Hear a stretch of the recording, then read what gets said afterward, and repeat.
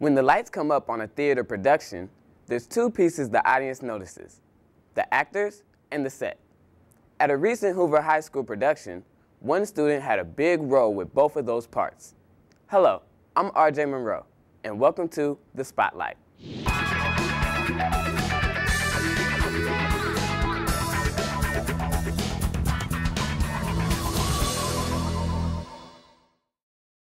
Sam Kyker is a senior at Hoover High School. His interests both in and out of the classroom revolve heavily around theater production. In his 4 years at Hoover, he's taken the set design class each year.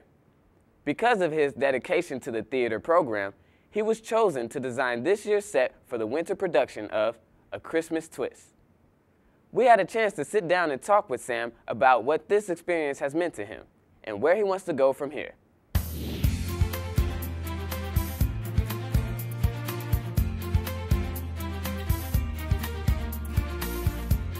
The goal of the set designer is to design what the setting for the show should be.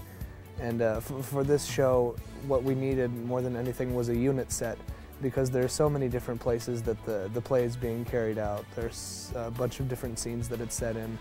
It's much more easy to build one set that encompasses the ambiance of the show rather than to build a lot of sets that capture the exact setting of every little scene.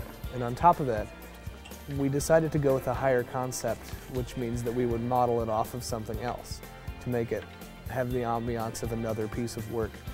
So what we decided to model it after, and our higher concept was Tim Burton's art in all of his works, and things like A Nightmare Before Christmas, Corpse Bride, any of his poetry. What I had to design was a single setting for the entire show that could capture all of the different scenes that also looked like something that Tim Burton would do. This is 1/4 of an inch equals 1 foot on the stage.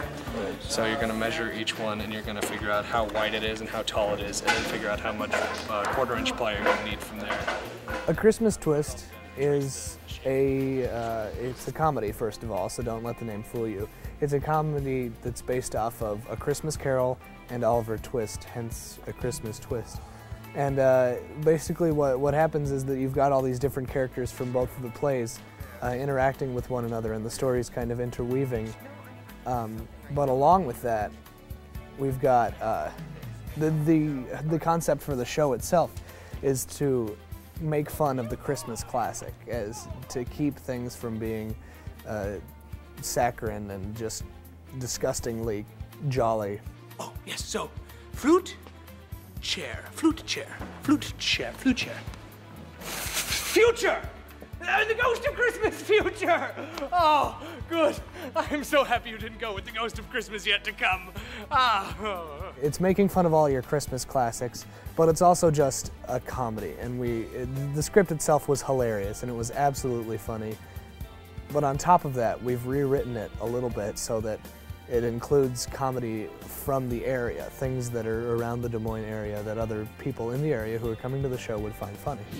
So you start the base a little bit to the right? Yeah. I think that I got to design this set because I've been in the class that we call theater arts, which is for designing and building the sets.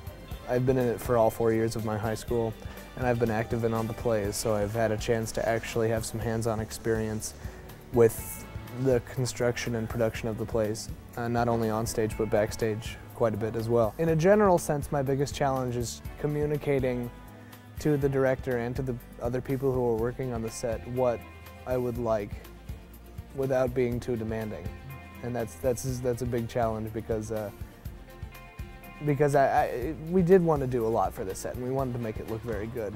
So basically that demanded that all of the theater arts classes, which there are 2 classes, immediately get started once we could. Once there were no more band concerts or orchestra concerts in the auditorium, what we had to do was make sure that we immediately got on it and got things up and got things going. Here, help brainstorm with me how we can attach it the best so that it's all pieced together. I do really have to be demanding to other people, but it's really in the manner, it's not what you say, it's how you say it. And that's basically it. And I also find that it's really easy to work with my peers if instead of telling them what you want, you explain why you want it and ask whether or not they agree. So if your thoughts are grounded and if what you want is legitimate, then they should understand why you want it and they should agree with you. If not, then you're realizing that you're making a mistake. This is how tall? 8 inches with 2 steps going down. One thing that I definitely learned from the process was measure twice, cut once. That's an easy one to figure out, that every time you make a mistake constructing something, that's the first thing that you think. But in general, the most important thing that I learned from the entire process was that a production and a cohesive work is not ever one person's vision, it's everybody's vision. And it's a matter of reaching the consensus among everybody that will benefit the production itself. When you're dealing with the process from conception to completion, something that you basically start in conception doing everything that you want to do. You have every little thing that you could possibly want on your set. And as time goes on, you slowly realize that this probably won't work, this probably isn't going to happen. This is a really good idea, but we don't have the funds to do it, which is fine, and that's part of the creative process, and that's honestly quite enjoyable to try and think of something that replaces an idea that is more economic. I think honestly that's the driving force in any production of a play or any production of any work of art, whether you're in a band or whether you're just doing a collaborative painting or whatever. That's part of what attracts me, and I honestly feel what attracts other people to art in general.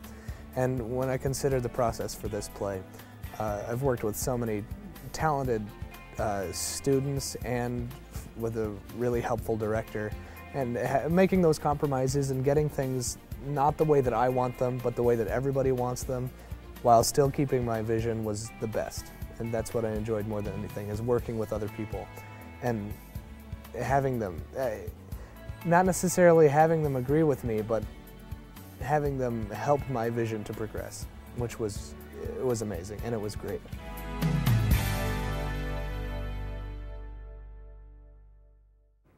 Sam's future college destination is unknown at this point, but wherever he ends up, he'll be sure to be involved in theater production.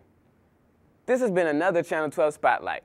If you know another program, teacher, or student who you think we should feature on the Spotlight, click over to our website, www.channel12online.org.